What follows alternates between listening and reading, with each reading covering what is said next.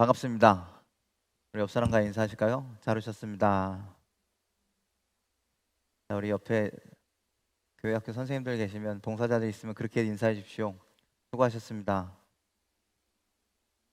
네, 그런데 오늘이 첫날이죠? 아직도 내일과 또 다음 날과 해야 할 날들이 많이 있습니다. 모든 일정 가운데 하나님이 함께하기를 간절히 소망합니다. 자, 그리스의 고대 철학자, 우리가 한두 번 아니 여러 번 들어봤을 법한, 중학교 가면 배우는 한 사람이 있습니다. 아리스토텔레스. 아리스토텔레스가 뭐라고 얘기했냐면요, 인간은 무슨 동물이라고 했을까요? 인간은 정치적 동물이라 그렇게 얘기했답니다. 우리는 흔히 인간은 사회적 동물 아닙니까? 이렇게 얘기하는데, 인간은 정치적 동물이다. 폴리스라고 하는 단어를 써서 정치적인 동물이다, 그렇게 얘기했대요. 근데 그 얘기가 후대에 와서 그 의미는 아마 사회적인 걸 거야 라고 하는 단어로 바뀌어서 우리가 사회적인 동물이다 라고 그렇게 이야기합니다. 고대 그리스는요, 그 그리스라고 하는 나라 아시죠? 그 그리스라고 하는 나라가 도시국가들이 연합체로 되어 있습니다. 그래서 도시국가를 뭐라 그러냐면 폴리스라고 그렇게 불러요. 그래서 정치, 폴리스, 도시국가를 이야기하는 건데, 그 하나의 어떤 조그만 사회를 이야기하는 거거든요. 거기에 가보면 제가 성지순례에서 이렇게 여러 개의 도시국가들을 좀 방문해 보았는데, 공통적으로 가지고 있는 게 뭐냐면 우상을 섬기는 신전입니다. 굉장히 중요한 곳이겠죠. 신앙적으로 그 사람들이 추구하는 바를 아뢰기 위한 신전이 가장 좋은 자리에 항상 위치하고 있습니다. 그리고 그 바로 아래, 그 바로 앞에 항상 있는 게 뭐냐면 아고라라고 하는 광장이 있습니다. 아고라는 광장, 시장 이런 것들을 의미하는데, 주변에 상가들을 삥 둘러서 가운데에는 큰 넓은 공터가 자리 잡고 있죠. 사람들이 거기서 무엇을 하느냐? 서로의 의견을 이야기하는 거예요. 그리스가 철학이 굉장히 유명합니다. 자신들이 갖고 있는 철학에 대해서, 자신들이 믿고 있는 신에 대해서, 자기가 가지고 있는 생각에 대해서, 자기가 갖고 있는 정치에 관해서 서로 토론하는 장소가 바로 아고라, 광장, 시장 이런 의미를 가지고 있는 것이죠. 그래서 그 사람들은, 고대 그리스 사람들은, 아리스토텔레스가 얘기하는 그 의미는 사람들이 누군가와 의견을 나누고 소통하는 그런 존재다라는 거예요. 그래서 인간은 정치적인 동물이다. 그것이 지금에 와서는 사회적인 동물이다 라고 그렇게 이야기가 되는 것이죠. 우리는 서로 관계를 맺고 살아갑니다. 그리고 그 관계에서 누군가에게 영향을 주기도 하고, 영향을 받기도 하고, 영향을 끼치기도 합니다. 그것을 우리는요, 영향력이라고 그렇게 얘기합니다. 영향력. 그래서 한참 어떤 말들이 좀 유행했냐면, 좋은 스승이 있어야 한다라는 이야기를 했어요. 좋은 영향력을 받아야 한다. 그래서 멘티라고 하는 개념이 굉장히 많이 말을 하곤 했습니다. 근데 그것이요, 신앙에서도 마찬가지입니다. 우리가 신앙에 좋은 영향력이 있어야 한다는 거예요. 여러분들, 누군가에게 믿음에, 우리가 물론 예배를 통해서, 우리가 신앙을 통해서, 기도를 통해서, 하나님의 말씀을 통해서 우리가 신앙이 성장하는 건 맞아요. 그런데 그거 못지않게 누군가를 통해서 신앙에 영향을 받아 우리의 믿음이 성숙되기도 하고, 우리의 믿음이 성장하기도 하고, 반대로 그 믿음이 떨어지기도 하고, 믿음에서 나고 하기도 한다라는 말씀. 여러분들의 부모님이 좋은 믿음을 가졌다면 자녀들은요, 좋은 믿음의 사람이 될 가능성이 아주 높습니다. 왜?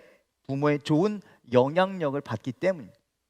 그런데 내 주변에 신앙이 좋지 아니한, 어떻게 해서든 교회에서 도망가려고 그러고, 어떻게 해서 좀 삐질삐질 도망가 보려고 하고, 어쨌든 좀 빠져나가려고 하는 그러한 믿음을 가지고 있는 사람이 있다면, 그 사람도 그런 영향력을 받기가 쉽다라는 거예요. 그러니 여러분들, 우리는 좋은 신앙을 가지고, 좋은 믿음을 가지고 좋은 영향력을 끼칠 수 있는 저와 여러분들이 다 되시기를 주님의 이름으로 간절히 축원을 드립니다. 최소한 오늘 금요 기도회에 나오신 여러분들은요, 영향력을 끼치는 사람들이에요. 누군가로부터 영향력을 받기보단 그러한 좋은 믿음을 가지고 끼치는 자들이라는 거예요. 특별히 우리가 지금 성경학교 하고 있는데 이 성경학교가 어린 영혼들에게 좋은 영향력을 끼치는 계기가 되어야 한다는 거죠. 그러기에 교사들은요, 우리 아이들에게 어떤 모습을 보여주어야 하느냐? 선한 영향력을 가진 좋은 믿음의 선배, 좋은 믿음의 사람, 믿음의 스승, 믿음의 모델이 되어 주어야 한다는 거예요. 아이들이 말씀을 막 듣고 성장하기보단 선생님을 보고 따라 성장하는 경우가 참 많이 있는 것 같아요. 저도 어렸을 때, 교회를 다녔을 어렸을 때, 멋모르고 다녔을 때는 아빠가 목사님이니까 당연히 교회에서 생활해야 된다라고 그렇게 여기면서 성장했어요. 그런데 어느 정도 성장하니까 아버지가 보이는 게 아니라 교회에 어떤 형이 보이기 시작하더라고요. 믿음 좋은 형의 영향력을 받아서 와, 되게 멋있다, 나도 저렇게 평생을 살았으면 좋겠다 라고 하는 그런 꿈을 꾸게 되더라는 거죠. 여러분들이 누군가에게 그런 좋은 믿음의 영향력을 끼치는 그런 성도가 되시기를 주님의 이름으로 간절히 축원을 드립니다. 영향력을 끼치는 자, 영향을 받는 자가 아니라 끼치는 자가 되기를 주님의 이름으로 간절히 축원을 드립니다. 오늘 창세기 41장을 보면 요셉이 바로의 꿈을 해몽하는 그리고 그런 이야기가 기록되어 있습니다. 오늘 우리가 읽은 말씀은 그 요셉이 총리로 임명되는 장면이지만 그가 왜 총리가 될 수 있었느냐, 그 앞에 어떤 사건이 있는지 우리가 좀 알아봐야 되는데, 요셉이 바로의 꿈을 해몽해 주는 이야기가 되어 있죠. 요셉이 바로의 그가 꿈을 꾼 것을 내용을 해몽해 준 것뿐만 아니라 여러분들 꿈의 내용 알고 계시죠? 7년은 큰 풍년이 들고 7년은 큰 흉년이 든다라는 게 꿈의 내용이었잖아요. 그래서 이 어려움을 어떻게 이겨나가야 하는지에 대한 해결책까지, 꿈 해몽하라 그랬더니 꿈만 해몽한 것이 아니라 해결책까지 알려주더라는 거예요. 자, 36절에 뭐라고 해결책을 알려주는지 한번 볼까요? 자, 36절 말씀입니다. 함께 읽겠습니다. 시작. 이와 같이 그 곡물을 이 땅에 저장하여 애굽 땅에 임할 7해 흉년에 대비하시면 땅이 이 흉년으로 말미암아 망하지 아니하리이다. 아멘. 자, 대비책이 이런 겁니다. 큰 풍년, 7년 동안 풍년이 들 텐데 그때의 그 곡물을 이 땅에 잘 뭐 하래요? 맨 위에 저장하십시오. 그리고 다시 애굽 땅에 7년 동안 흉년이 들면 이제 그 흉년을 대비해서 저장한 것을 사용하십시오. 그러면 이 땅이 흉년으로 말미암아 망하지 아니할 것입니다 라는 대비책을 이야기해 줍니다. 그러자 37절에 뭐라 그러냐면 바로와 그의 모든 신하가 이 일을 좋게 여겼더라 이렇게 얘기합니다. 근데 여러분, 상식적으로 한번 생각해 봅시다. 이성적으로 한번 판단해 보십시오. 이거 너무나 당연한 해결책 아닙니까? 생각해 보세요. 7년은 풍년이 들고 7년은 지독한 흉년이 든대요. 여러분들 그 사실을 안다면 여러분들은 어떻게 준비하시겠습니까? 7년 동안 흥청망청 쓰고 나머지는 나몰라라 하시겠습니까? 아니면 누구나 다 생각할 수 있는 거 아닐까요? 7년 풍년 들었으니까 그때 열심히 걷어들이고 잘 모아두었다가 힘들었을 때 그거 잘 사용하면 되겠다. 그러면 우리가 이겨낼 수 있겠다. 이런 거 여러분도 다 생각해내지 않을까요? 여기 앞에 있는 승원이도 그거 생각할 수 있지 않을까요? 대부분의 사람들이 다 이야기할 수 있는 그런 해결책이에요.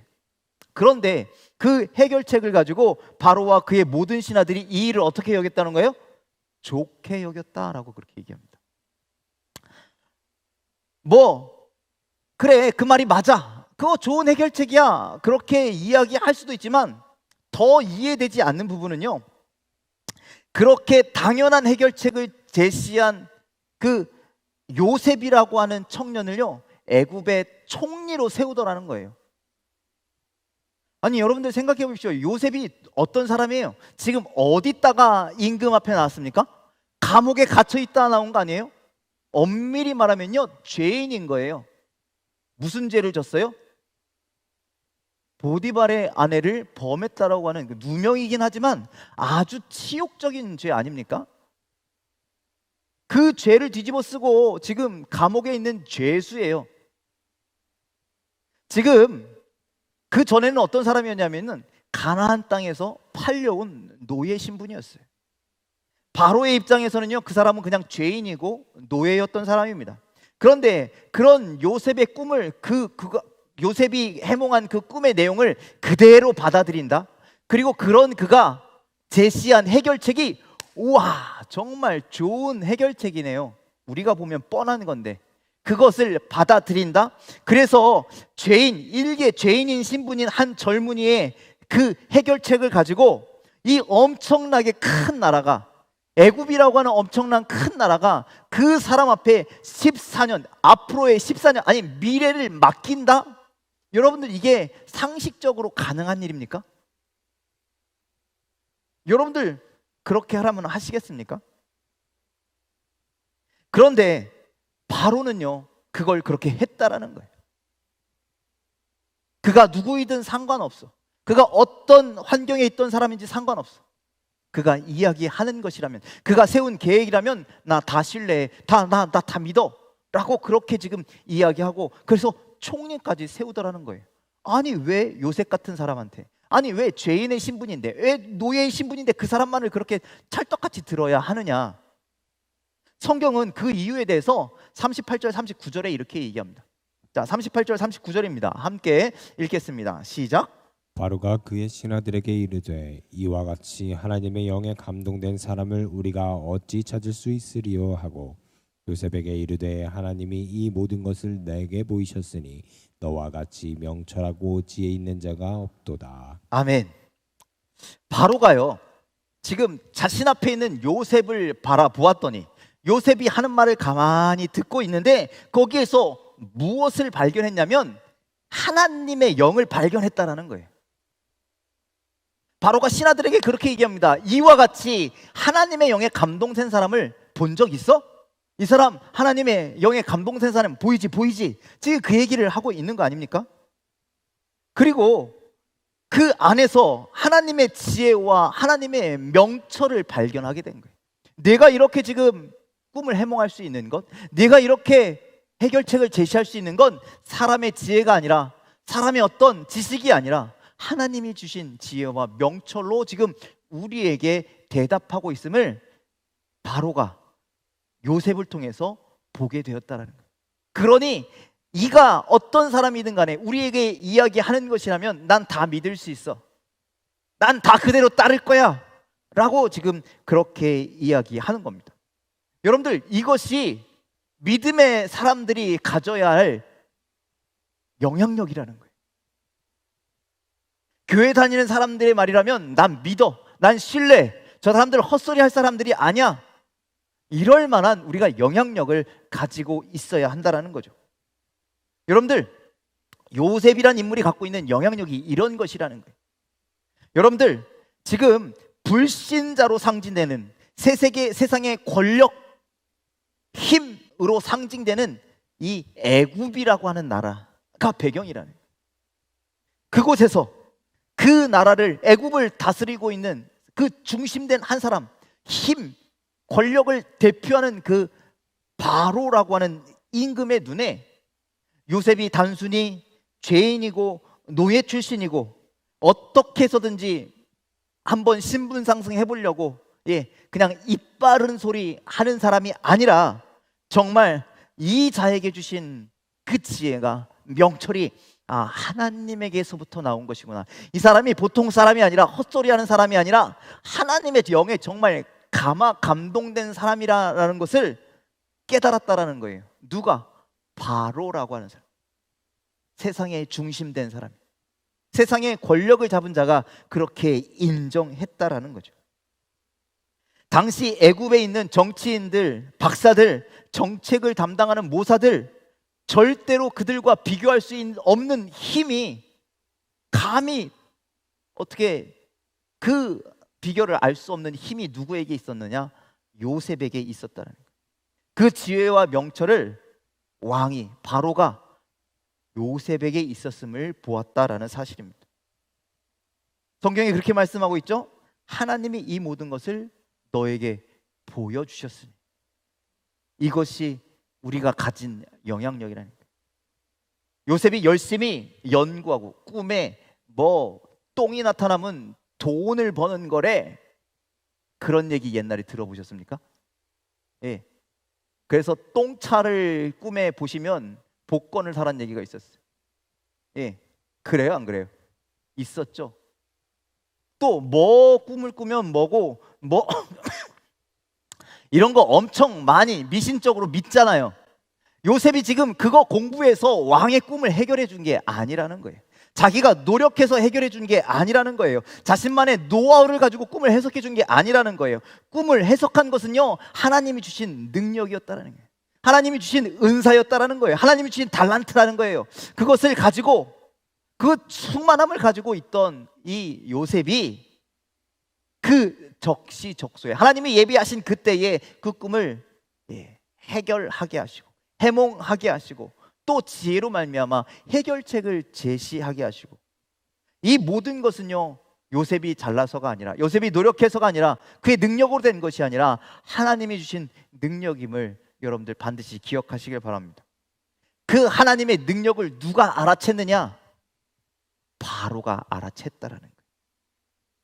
알다시피 요셉은요, 노예로 팔려갔을 때부터 남다른 사람이었어요.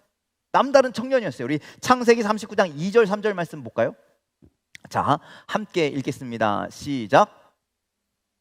요셉과 함께 하심으로 그가 형통한 자가 되어 그의 주인 애굽 사람의 집에 있으니 그의 주인이 여호와께서 그와 함께 하심을 보며 또 여호와께서 그의 범사에 형통하게 하심을 보았더라. 아멘. 자, 보세요.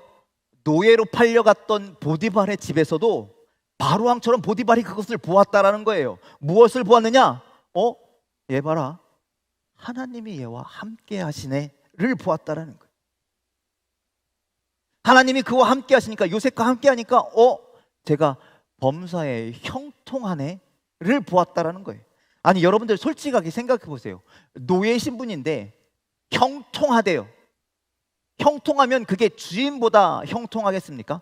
주인이 볼 때 부럽다 할 정도로 형통한 삶이겠습니까? 절대 그렇지 않다라는 거죠. 그런데 주인이 볼 때 대단하더라는 거예요. 인정할 만하다는 거예요. 이 사람은 달라도 다르다라는 거예요. 다른 사람과 다 달라서 내가 이 사람 믿고 모든 것을 맡길 수 있고, 저 사람의 얘기라면 내가 귀 기울일 수 있는 그런 존재더라는 거죠. 그런 요셉을 보디발이 가만히 내두겠습니까? 그냥 주기에 너무 아깝지 않습니까? 그래서 집에 있는 것을 모두 다 맡겨 버리잖아요. 여러분들, 보디발만 그러겠습니까? 저도 그럴 것 같습니다. 남다른 사람들이 내 눈에 들어온다면 그 사람과 함께 해야죠. 그 사람과 같이 일을 해야죠. 그 사람과 협력해야죠. 그래서 교회에서 그러한 믿음의 사람들이 있다면 그 사람과 함께 하나님의 일을 해 나가야죠. 정말 하나님과 함께함으로 다른 삶을 살고, 태도가 다르고 열정이 다르고, 정말 하나님과 동행하는 삶을 산다면 가만히 있지 않을 거라는 거예요. 드러나게 될 거라는 거예요. 그 사람과 함께 하고픈 마음이 생겨날 것이라는 거죠. 함께 일하고 싶고 함께 나누고 싶고, 그래서 보디발은 요셉을 가정의 총무로 삼았다는 거예요. 그 어린 요셉을 그렇게 총무로 삼았습니다. 모든 소유를 다 그의 손에 위탁합니다. 그랬더니 하나님이 보디발의 집에 복을 내리시죠. 창세기 39장 5절 말씀 함께 읽겠습니다. 시작. 여호와께서 요셉을 위하여 그 애굽 사람의 집에 복을 내리심으로 하나님께서 요셉을 위해서 애굽 사람의 집에 복을 내리셨지만, 내리셨지만이 아니라 쉬었습니다. 쉬었습니다. 예, 제가 오타. 여러분들, 애굽 사람 보디발은요, 요셉 때문에 복을 받았다는 거예요. 하나님이 그와 함께 하시기 때문에. 그래서 저 애굽 보디발의 집에 그 복이 내린 것이 이제는 무엇으로 확장되었느냐? 애굽 전체로 확장됐다라는 거예요. 그 말씀이 오늘 본문 40절 43절 말씀입니다. 우리 40절로 43절 말씀 함께 읽겠습니다. 시작. 너는 내 집을 다스리라. 내 백성이 다 내 명령에 복종하리니 내가 너보다 높은 것은 내 왕자뿐이니라. 바로가 또 요셉에게 이르되 내가 너를 애굽 온 땅의 총리가 되게 하노라 하고 자기의 인장 반지를 빼어 요셉의 손에 끼우고 그에게 세마포 옷을 입히고 금사슬을 목에 걸고 자기에게 있는 버금 수레에 그를 태우매 무리가 그의 앞에서 소리 지르기를 엎드리라 하더라. 바로가 그에게 애굽 전국을 총리로 다스리게 하였더라. 아멘. 이게 영향력이라는 거예요. 하나님과 함께하는 사람, 하나님의 영에 감동된 사람, 하나님이 주시는 형통한 삶을 사는 사람들에게 주는 이게 영향력이라는 거예요. 이 영향력의 핵심이 무엇입니까? 왜 애굽에 하나님이 은혜를 내리시고 축복을 주십니까? 요셉 때문인데.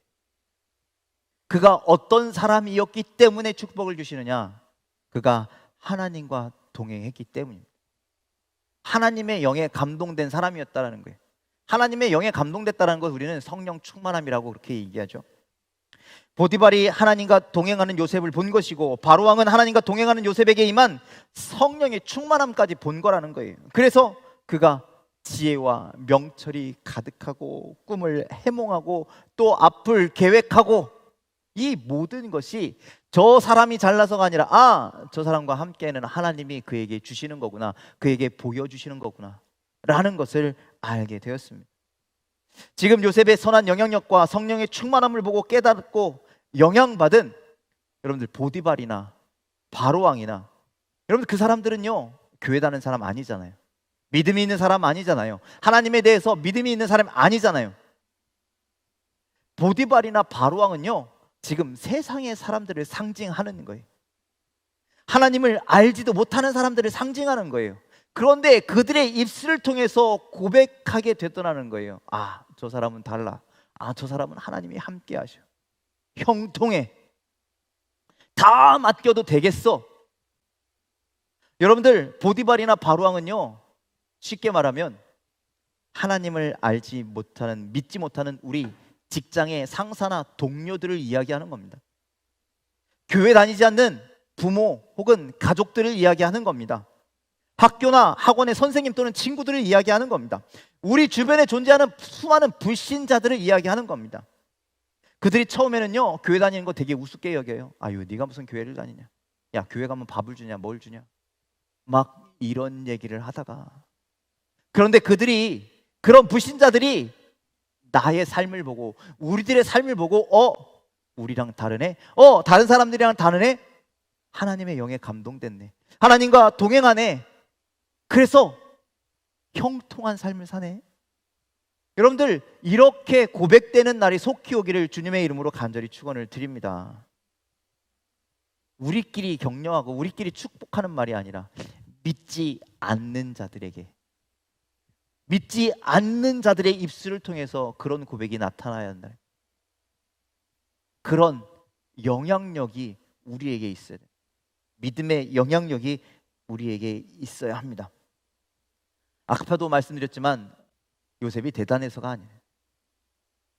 요셉이 엄청 열심히 노력해서가 아니래요. 그가 노력한 건 단 하나, 코람되어 하나님 앞에서 살아가는 삶이었다. 내가 어디 있든지, 내가 어떤 상황이 있든지 내가 여전히 하나님과 동행하는 삶을 삽니다. 하나님 앞에 신실한 삶을 삽니다. 한결같은 믿음의 삶을 삽니다. 그럴 때 하나님이 그를 붙들어 주시고 세워주시고 동행하여 주시고 형통한 길로, 은혜의 길로 인도하여 주셨음을 여러분들 믿으시길 바랍니다. 요셉이 어렸을 때 꿈을 꾸죠. 그런데 그 꿈을 꾸고 나서 요셉이 애굽의 총리가 돼야지 이렇게 꿈을 세우진 않았습니다.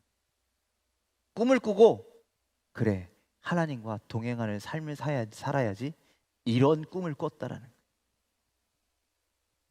하나님과 어떻게 해서든 어떤 상황에서든지 그렇게 하나님과 동행하는 삶을 살기를 꿈꿨을 때 하나님은 어떤 상황에서도 그렇게 믿음으로 하나님과 동행하며 살아가는 그 요셉을 들어서 사용하시고 세상 가운데 세우시고 영향력을 끼치는 사람으로 그렇게 만들어 주셨다라는 사실입니다. 여러분들 반드시 기억하십시오. 오늘 말씀을 통해서 보디발의 집에 복을 주신 분은 요셉이 아니라 하나님이시죠. 애굽을 흉년에서 건지신 분도 요셉이 아니라 하나님이시죠. 그 과정 속에 요셉이라고 하는 신실한 청년이 있었을 뿐입니다. 하나님이 기뻐하시는 믿음의 사람이 있었을 뿐입니다. 하나님은요, 그 사람을 들어서 사용하셨을 뿐이에요. 그런데 그 영향력이 얼마나 컸느냐. 모든 사람들이 하나님을 인정하게 되었다는 거죠. 이런 영향력, 이런 주도권은 사람이 주는 것이 아니라 하나님께서 우리에게 주시는 것임을 믿으시길 바랍니다. 무엇을 통해서? 우리의 온전한 믿음을 통해서 주십니다. 여러분들, 그 온전한 믿음을 가지시기를 주님의 이름으로 간절히 축원을 드립니다. 아마 요셉은 형들이 자신을 팔려고 하는 그 구덩이 속에서도 하나님을 의지했을 것입니다. 노예로 팔려간 그 가정에서도 하나님만 바라보았습니다. 억울한 누명을 쓰고 잡혀 들어간 햇빛 들어오지 않는 그 감옥에서도 하나님과 동행하는 삶을 살았습니다. 그 한결같은 믿음이, 그의 신실한 믿음이 하나님께 기쁨이 되고 하나님이 은혜를 주시고, 그래서 하나님은 세상에 영향력을 끼치는 형통한 사람으로 세워주신 줄 믿으시길 바랍니다.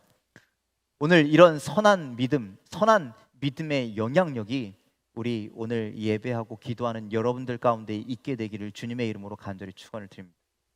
하나님 앞에 어떤 상황에서도 신실한 믿음의 삶을 사십시오. 어떤 상황에서도 하나님과 동행하는 삶을 사십시오. 내 삶 가운데 하나님만 드러날 수 있도록 그렇게 사십시오. 그때 하나님은 우리에게 능력을 더해 주시고 세상 사람들은 우리 안에 있는 하나님을 보게 될 것입니다. 그리고 우리를 통하여 하나님을 고백하게 될 것입니다. 그런 세상에 영향력을 끼치는, 믿음의 영향력을 끼치는 성령 충만한 우리 믿음의 성도 여러분들이 다 되시기를 주님의 이름으로 간절히 축원을 드립니다. 제가 엊그저께인가 저희 사모한테 그런 얘기를 했어요. 멋진 크리스천이 되어야 한다. 우리는요, 멋진 크리스천이 돼. 진짜 멋있는 크리스천이 되어야 됩니다. 그래야 세상 사람들이 우리를 부러워하죠. 그래야 우리를 따라오고 싶어 하죠. 우리와 함께 하고 싶어 하죠. 대충 하지 말고, 어설프게 하지 말고, 하나님 온전히 의지하고 하나님 앞에 온전히 나아가고 하나님과 온전히 동행하는 삶을 살아서 정말 멋진 크리스찬으로 하나님이 여러분들을 세우시기를 주님의 이름으로 간절히 축원을 드립니다. 기도하겠습니다.